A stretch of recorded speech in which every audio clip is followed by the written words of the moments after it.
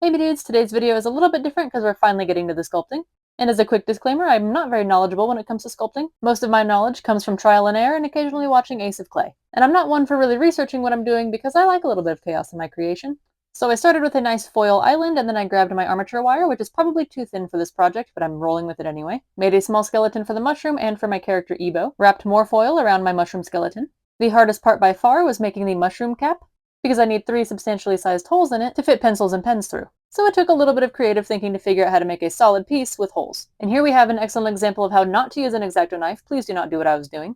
It did, however, accomplish what I needed it to, and the next step is just covering the foil in a thin layer of clay. Now I don't have one of those weird pasta maker things, or any sort of roller, so I just did some aggressive pinching. Rinse and repeat until the entire base is covered with a thin layer of clay. Wrapped that clay around our little Ebo skeleton, and now we have the sculpture equivalent of a rough sketch for a soon-to-be mushroom pencil holder thing. We'll see how it goes from here. Later, Tater.